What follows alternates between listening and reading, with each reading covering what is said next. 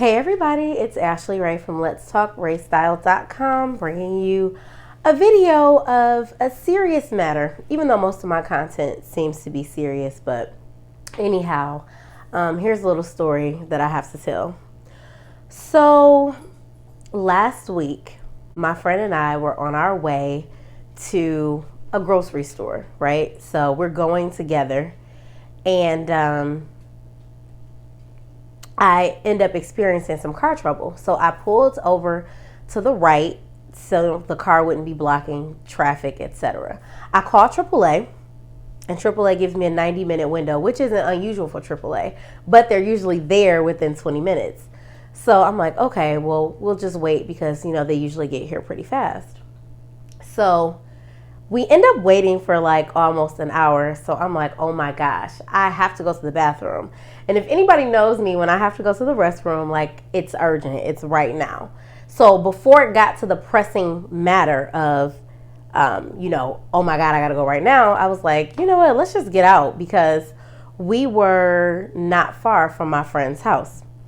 So I'm like, let's just get out and walk. I'm like, it's a store right up the street. Like, I can go to the restroom, you can go to the restroom, and we can probably make it to your house and back because the technician isn't even dispatched yet. You can tell if the tech has been dispatched or en route, rather. He was dispatched, but not en route. So you can check that online. So I'm like, he's not even en route yet. So she's like, all right, fine, let's do that. So we walked to the first store, and the first store says that they don't have a bathroom. So the store across the street happens to be a Goodyear Tire, and they're like, oh yeah, we have a bathroom. So in the midst of us going to the restroom in the Goodyear, I actually didn't go. She did. The tow truck driver called me. So I tell him what the situation is, where we were, and he told me where he was. And so he's like, well, go ahead and finish doing what you're doing. You might as well go ahead and make it to your friend's house because there was another car at my friend's house. So I'm like, we can just get into her car and drive back to where the vehicle that I was driving was. So he's like, if you're not there when I get there, I'll just wait. So I'm like, all right, great. So she comes out the restroom. I tell her what the situation is. She's like, all right, bet. Let's go ahead. Let's keep walking. So in the midst of our continuation of walking, she starts having an asthma attack. And I don't know if you know, but if you are a regular watcher of my channel, you know that I have a friend that passed away this last July due to respiratory issues. She had an asthma attack basically and died. So I'm like, oh my God. So my anxiety is kicking in at that moment. So I'm like, listen, like, what can we do? So she calls her son. Her son was not far from us playing basketball at a school that was not far from us. So she tells him to meet me so that I can get the asthma pump for her. Now, mind you, this is all on foot. So I'm like trucking at this point because I'm freaking out. Like I'm feeling like I'm in fight or flight because I don't want anything to happen. She can't breathe. She stopped at someone's house that was outside and they're like, hey, just sit here for a minute while, you catch your breath. So I'm like, okay, bet. So I'm trucking, going to get the asthma pump from her son. So I get the asthma pump from her son. I walk back to the house that she stopped at and gave her the asthma pump. When I did that, the tow truck driver calls me like, hey, I just got here. And it's a good thing I got here because the police are here with the tow truck. And I'm like, really? And so they're like, yeah. Or the tow truck driver said, yeah. So mind you, when we waited, because I forgot to mention this in the beginning of the story, 3 different police officers or 3 different police cars passed us while we are on the side of the road with our hazard lights on, right? Nobody came back to do anything. So I'm like, okay, that's weird. I was like, it's fine though. If he needs to talk to me, just put me on the speakerphone. So the tow truck driver is telling the police officer, because I can clearly hear them, that I'm on the phone and I called AAA and we walked to go to the restroom. And so he's like, oh, they called AAA. So he's like, yeah. So he's like, is that who you have on the phone? So he says, yes. So he puts me on the speakerphone. So I say, hello, what's your name? What's your name? I asked the questions here. That's what the officer said to me. Immediately, I had a response that was not positive because, again, all of these things are happening. I'm walking, I'm a damsel in distress, literally. And you get on the phone talking aggressively and harshly to me for what reason exactly? So I was really thrown off. So I immediately, get snappy like, my name is Ashley Ray, and this is what is happening. And then I said something to him that signified that I'm very familiar with not only police protocol, but actual police officers in the city of Detroit. So when I said what I said, which I won't repeat here, he immediately changed his tone and he goes, "Oh, okay, I could barely hear you because, we're outside." And I'm like, "No, I'm outside and I'm walking. And I know he told you that because I heard him tell you that," him referring to the tow truck driver. So I'm pissed at this point.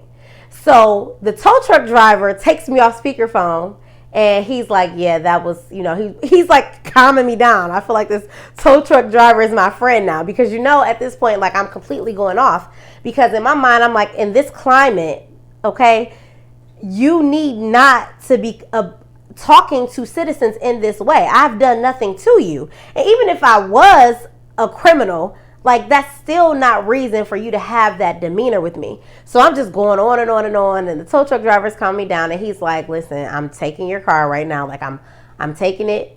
Text me the address of where, I'm taking the car." And I'm just really upset. And so I immediately, like after I got off the phone with the tow truck driver, sorry, my shoulder was itching, I started crying because it's just so frustrating having to deal with things like this when you really shouldn't have to. And this just reminds me of why black people in black cities, because in major cities all across the United States, black people populated and minorities, period. This is why we don't want, and of course the officer was white, we don't want white officers patrolling our neighborhoods because this is the attitude that we get. I'm bothering you, apparently, because of car issues. No one asked you to pull over and try to tow this vehicle that you swear is abandoned, which an abandoned vehicle is not a vehicle with its hazard lights on that's only been there 30 minutes. So I contact one of the police officers that I know and tell them the situation, and we walk through, filing a complaint. So I definitely filed a complaint, and I've been assigned an investigator. But my thing is, all citizens don't know to do what I did, which was file a complaint, make sure you get, a case number or an investigator assigned to your particular case. But here's the thing. What if I was there? If I were actually there with the car, with the vehicle, and he approached me with that attitude, my attitude would have been the same. It would have, there would have been a confrontation. It's a possibility that I could have gone to jail because why are you talking to me this way? Why are you approaching me with this nasty demeanor? I've done nothing to you. And so I just started to think about all these situations. And the tow truck driver, which was a black male, was kind of like uneasy when he saw that the police were there because, let's face it, what black person wants to deal with the police in any capacity if they can avoid it? And he's just doing his job. So I was thinking about that too. So there was a lot of things that I was trying to get from the tow truck driver, but he didn't want to be involved, and I don't blame him. And I didn't want to leave him in a situation where he's with this aggressive white male police officer who clearly has some type of chip on his shoulder or whatever the case may be. But the bottom line is, this has to stop. You can't, the mayor cannot allow these things to happen. I mean, this is a government problem overall. Clearly, we know this.